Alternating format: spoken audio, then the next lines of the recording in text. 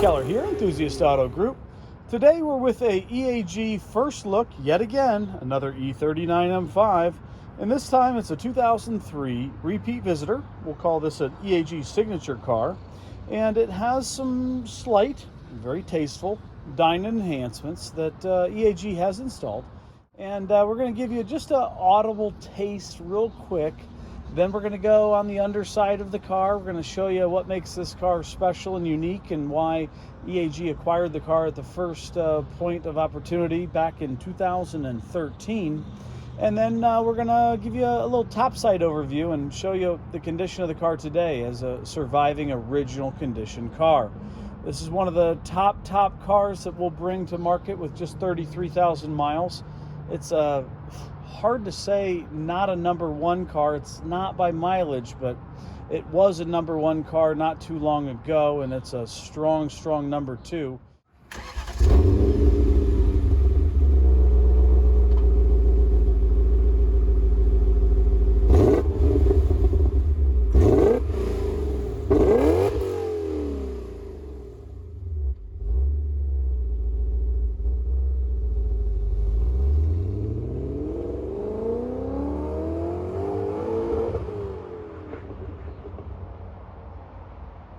It's late at night at EAG and the techs have gone home. The cars have started to doze off to sleep. I have not. And we've had a lot of cars arrive, and I needed some time to get reacclimated to these cars myself before we went through and did the full inspections, or as they are being conducted, as is going on with this E39 M5, a repeat visitor. And this is going to serve as an EAG first look, well, original style. When's the first time you've seen a car come to market and you've not seen the top side of it all that much, and you're getting the undercarriage tour first and foremost? Well, it's more EAG full disclosure for you, and you're noticing some choice upgrades and some tasteful enhancements, especially if you know your E39 M5s, which most of our guys that are buying these cars at this point do know these cars, and that's kind of the point of this exercise. We've got new upper rear control arms there in the rear. We've got the Dinan adjustable rear sway bar. We've got these front toe arms, as they are called, and you can, let's see, right there. See that? Those are, well, 33,000 miles young, and they haven't had much stress or energy put through them that would cause them to split, but that's just one of the age-related shortcomings that we're seeing more and more of these days. And these are the type of things that EAG's been replacing ever since these upper rear control arms boots that we've noticed started failing, 2007 or 8 or so, just out of warranty. Those rubber boots were starting to fail, and we've been replacing those ever since. So, there's a lot of things that we are learning and have learned along the way, and basically standardized a lot of that stuff, And if there is stuff that's still remaining original on the cars that's coming in, whether it's the first time, like the sold M5 over there that is heading to a San Francisco home, it's a 39,000 mile 2003, or this titanium silver 2003 that we are now under that has 33,000 miles, we're going to go ahead and change all that stuff just because. The car does have a typical oil pan gasket leak. That's the original oil pan. And the side oil solenoids, or the scavenge pumps as they're called, which are going to be these gold-colored pumps, one on each side. There's a pair of O-rings on either side of those that do have a tendency to fail, and we do change out those quite often. Those are going to be another pretty common source of oil to start hitting there, but you're never going to see that in your garage. And I can't tell you how many times I bought a car, man, there's never any oil on my floor. Well, look at that pan that's upside down there. See how much, flip that over and see how much water you can put in that, and let me know if it's 2 gallons or 3, because it'll hold a whole lot of fluid that's going to fall off the engine. And those German engineers, they knew what they were doing when they made that. And the way the aerodynamics work, when you're going really fast, which M5s do quite easily, where do you think that oil goes? It's called a natural rust inhibitor, and that's something that we see quite often. So just because you don't see anything on the floor doesn't mean it's not leaking oil, especially the valve cover gaskets. And I don't think we're going to be able to do a good enough job here with the two-handed camera and flashlight work, but the back of the valve cover there you see is dry, and if we get up front and look way up top, we can see just a little bit of mist, a little bit of oil starting to come down, and yeah, we're not gonna be able to see it here, but it's a 1 on the 10 scale probably, but we're gonna go ahead and change that valve cover gasket. And you're gonna see some Dinan suspension bits, shocks and springs on this car. I don't recall if this has the camber plates or not. We're gonna have to actually look a little closer inside the housing. I've just started to reacclimate myself with this car. The overall condition though, well, I think it's safe to say that we're corrosion and rust free. We've got a original flex disc that is not showing any cracks. Got a little bit of flaking from the surface stuff on it, but that's just the coating. Again, we're not shy at throwing parts at stuff, hence the Kent's signature. Clutch and rear main done at April of 13. So there's a bit of a signature, yeah. And Kent, he's signed quite a few transmissions in his day. You did notice the EAG rear sway bar brackets in the earlier shot. We have been making those for quite a long time with a local machine shop because, well, I don't want to replace them more than once, and we do plan on owning these cars multiple times. And this is the this is the 3rd time we've had this beautiful M5. It is a Silverstone interior, which denotes it's going to be a sport interior trim. The wheels were refinished by EAG, and Michelin's were put on the car at last time of sale, or maybe the time before that. We'll have to check the date codes, and all of that information will be coming henceforth when we do a more formal check-in and a exterior on the ground 1 lap on this M5, which well, very well might be the next segment of this video, and probably exactly going to be, since we're doing this on the fly. But if you're interested in another E39 M5, they have been selling like hotcakes. The corner pans on it are in great shape, and these are $320 per side, so it's kind of important, because if I'm not replacing it, guess who is down the road. Those are definitely probably not going to get any cheaper unless you want to buy some aftermarket non-original parts that don't match and don't line up properly, and we've had to take some of those off other customer cars too. So yeah, the car is available, and does have quite a awesome history that we'll be looking forward to sharing with you, and create the data file and go from there. So another E39 M5 first look. Last tidbit but not least, we've thrown a whole lot of M5s on the channel here lately because we've been buying them as fast as we can find good ones, and well, most of them have been selling within a day or two of said video posting. So if this is something that you're interested in, don't wait for more information to populate the main public channels. Reach out and get a front seat on one of these cars. That's what we're calling it if you want first option. If you call in and say, yep, I want the front seat on that car, and nobody's sitting there, guess what? Buckle up, Buttercup, because you're going to get the information before other people, and we want to make sure these cars are going to great enthusiast homes, and that's again a benefit of partnering with EAG to buy a turnkey ready car that's, well, vetted, verified, and going to have a pit crew to stand behind you throughout your ownership. And this is a standout car. It is a remarkable car that we have partnered with the previous owners from, well, 2013 to current, and it is one of the best cars for this 33,000 mile range that you're going to find. This car has aged amazingly well. The majority of the buyers today, you've heard me say it before, have been previous E39 M5 owners. You're sitting there shaking your head. Yes, that's me. Whether it was a 540 M Sport or a 528 like my first E39, or Dad's 540, that was his first E39, or well, if you were just well, the guy that wanted the M5 up front and that's what you started with, good on you. This is a second opportunity to own a next to new condition example with a good head start in the Dinan catalog. This is a car we're going to partner with and marry and own multiple times, so let's invest the best we know to in its future. And the people that we've sold it to have been absolutely great custodians. And looking here at the car's smell has interrupted my thought process. The car is Crayola fresh. It's 98% the same smell as what you're going to find on that Amola Red with 9,000 miles we just listed in one of our other YouTube videos. It is extremely nice, and it's lived in the right kind of climate that has been more preservation based, and that's certainly why we've made the investments that we have to ensure everything's up to date, like the navigation there. We've got all the, I would say 4 keys, but we've got 5. One of the remotes stopped working, and so we've got 2 working remotes, one master-slave key, if we want to call it that, and then the remote key and the valet key.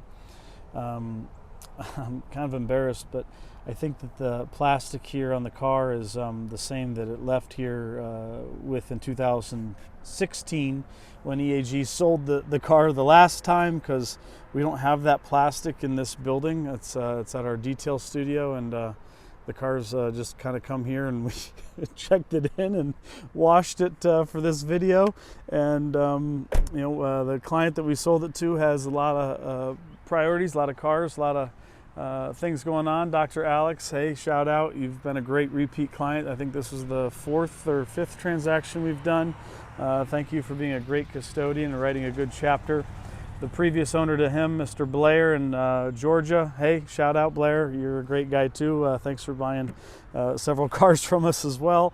I'm showing you this here. This is the water from earlier today that our newer detailer did not wipe out. Don't worry, I will be taking care of that and cleaning it out. But I did notice that when I was preparing for the video, checking for gas door rust, which it does not have any, and it will not, because we're going to clean that out. And I'm actually, it's almost greasy. It's so slippery in here. Watch the water just wick. That's because we coated it with ceramic back in 2016. That's that ceramic in action here 4 years post install. That's why we recommend that to a lot of our clients buying a first time car from us. Yes, it doesn't have the gas door strap, the rubber band that goes from there to, it slides into this little nubbin right there. See, big end, small end. I don't like that thing. Like I said, it gets in the other video, it gets in the way. So I just soon cut it off with that little Swiss Army knife that lives in my pocket and call it the right way to live with it. So anyway, that's just a personal pet peeve thing. The car is a little bit darker wheel finish. I guess I could showcase that. These are our 2013 flavor of wheels with our 2013 flavor of tires. I need to reference the photos. They might have been the original tires that we replaced. We've got Michelin Super Sports on them, date codes of 4112, 41st week of 2012, and these are, what are those, 18th week of 2012. So we got 8-year-old tires, and yeah, they're still probably good by durometer, given the car's storage. Most 8-year-old tires are not safe. Michelin's at that point, if they've been stored properly, they're okay, but they're not as safe as a fresh set of PS4s. And given that tires are the only thing that are touching the ground and keeping you safe, we're going to put some new Michelin PS4s on this car all the way around, and that's just part of the EAG Rejuve program.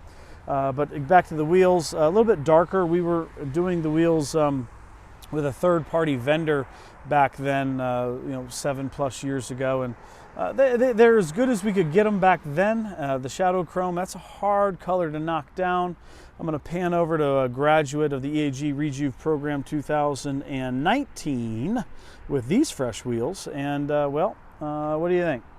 Those look a little bit more like fresh as BMW sent them out the factory with, and that's what you can get from EAG when you send your car to us to go through our Rejuve program that we've been perfecting for the last 2 decades on our own inventory.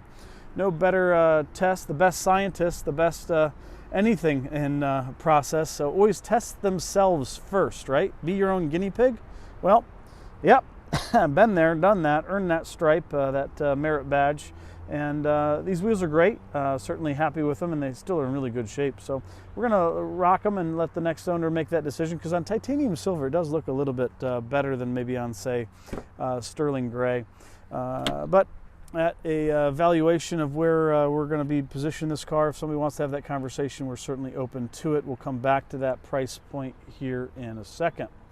Wood trim, it is the rosewood. You will not see rosewood with the two-tone all that often, but the two-tone is always going to denote the sport interior. It's a folding rear seat car, and I can't get enough of that. The car is full options sans the park distance control, which I love the conversation when I tell people it does not have park distance control, and they say, well, good, I know how to use my mirror. And I was like, yep, that's why Dad smacked me in the back of the head when I was turning around when I was backing up, because that's exactly what happened. And we know how to use mirrors too. The sensors are a little bit annoying if you are very familiar with where you're parking, but then again, not everybody is parking in the same spot. And when you're in a very congested area, say downtown New York or other areas, those sensors do come in handy, so I get it. But the car doesn't have them. If you want to retrofit an aftermarket option, well, we don't have some super sweet ones, but there are some out there that we can talk about. Retrofitting the Bluetooth and other things, that is part of the EAG sale program and after sales support. We're going to set you up with the best workshop in your area. We're going to make sure that you have a great ownership springboard, because we're going to do everything that you're going to need to do right up front, so that you have to change the oil in 5,000 miles and then just enjoy and drive the car for the next year. That's what we're aiming for when you buy an EAG rejuvenated BMW. The after sales support, though, doesn't stop there. If you ever have any questions, any concerns, any issues, well, it's an email away. You're going to be, or call, or even text. You're going to be partnered with an EAG pit crew member. He's going to take care of anything that you need along the way, from the time that you say, yep, I want that car, here's my money, all the way to, well,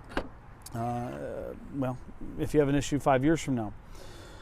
That's how you put golf bags in the car, because the target market at the time needed to have that education.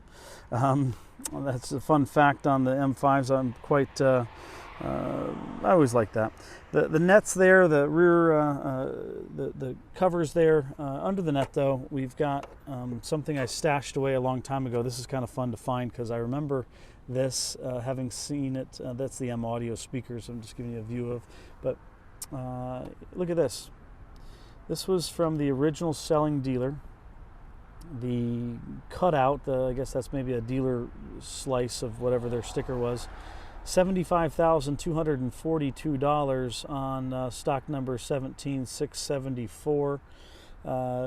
Pretty neat little piece. We've got more interesting information and records on the car that will obviously come with it, given that we've been partnered with this car for going on close to half its life. We will certainly look forward to adding the next chapters with that owner, subsequent to the first two that EAG supplied the car with. I'm going to skip the toolkit because it's got everything in there that it should have. It's a rear spoiler car too, because that was an option. Most of them, 90% or so, had the rear lip spoiler. I think that's a pretty good clean one lap on this new arrival, 33,000 mile 2003 titanium silver on Silverstone M5 that is going to be priced at original MSRP. $75,000 buys this car. It is a fantastic and industry-leading example for a second opportunity, and I do not see these cars really changing in value all that much. And given that we sold our first E39 M5 for a little over MSRP a whopping 7 years ago, about the same time we had this car in stock, it was an Alpine White example we sold to none other than good old Paul Zuckerman for 75 grand. Since then, that market has not changed except going one direction, and I don't see that changing anytime soon, given the trajectory of current offerings by manufacturers. If you want an analog example with that there dipstick and a metal key you stick in the ignition, well, this is the best example that you'll have to have a very pure and sincere, connected relationship with the machine that you are piloting. Appreciate everybody tuning in to this one lap, one take, or EAG first look to be more specific. do continue to stay safe out there, and if you have any questions, please reach out to us. We'd be happy to help however we can. And sell us your M5. If you got a great one that you're not going to be using anytime soon, we'd be happy to be that foster parent and put it through the EAG reconditioning and rejuvenation process, because the M5s are just on fire lately, last 6, 8, 10 months, and I understand why, and that's not a surprise. So thanks again for tuning in. Subscribe for more. See you.